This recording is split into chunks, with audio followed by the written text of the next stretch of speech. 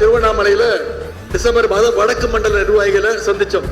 அதன் பிறகு விருதுநகர்ல தெற்கு மண்டல நிர்வாகிகளை எல்லாம் சந்திச்சோம்.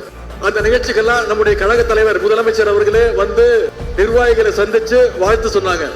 இன்னைக்கு பல்வேறு பணிச்சூழல் காரணமாக கழக தலைவர் அவர்களால் வர முடியல. அதனால உங்களை எல்லாம் சந்திக்கிறதுக்காக நான் வந்திருக்கின்றேன். நிச்சயம் உங்களுக்கு ஒரு வாக்குறுதி கொடுப்பேன். நம்முடைய கழக தலைவர் அவர்கள் மீண்டும் முதல்வராக வென்று இந்த மேற்கு மண்டலத்துடைய நன்றி அறிவிப்பு நிகழ்ச்சியில வெற்றி விழாவில் நிச்சயம் கலந்துகிட்டு உங்களை எல்லாம் சந்திப்பார். உங்களுடைய எழுச்சியை பார்க்கும்போது ஒண்ணு மட்டும் கன்ஃபார்ம், வெஸ்ட்லயும் திமுக தான் பெஸ்ட்ங்கிறத இந்த கூட்டம் நிச்சயம் நிரூபிச்சு காட்டும். இன்னைக்கு பல கட்சிகள் தமிழ்நாட்டில் எத்தனை பூத் இருக்குன்னு தெரியாம சுத்திக்கிட்டு இருக்காங்க. இப்பதான் கணக்கே எடுத்துக்கிட்டு இருக்காங்க. ஆனா நாம பூத்துக்கு இத்தனை நிர்வாகிகளை நியமனம் செஞ்சு டேட்டாவோட கலப்பணியில, கட்சி பணியில, இளைஞரணி பணியில நாம செஞ்சுட்டு இருக்கிறோம். இன்னைக்கு இளைஞரணியில மட்டும் 5 லட்சம் நிர்வாகிகளை நாம பெற்றிருக்கிறோம். 50 லட்சம் உறுப்பினர்களை பெற்றிருக்கிறோம். இப்ப நடக்கிறது 8 கோடி மக்களுடைய உரிமைகளை பாதுகாக்கின்ற ஒரு போர். பாசிஸ்டுகள், அடிமைகள் எல்லாம் ஒன்னா சேர்ந்து வராங்க.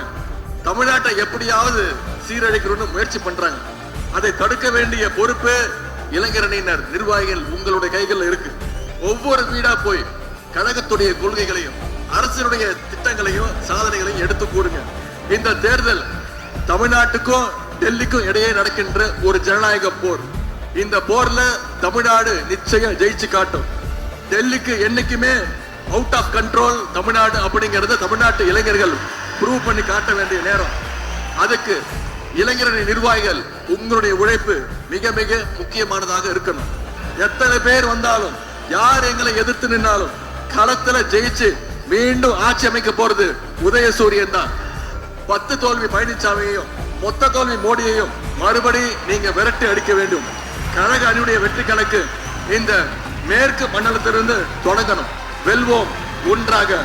தலைவர் தொடரட்டும், தமிழ்நாடு வெல்லட்டும்.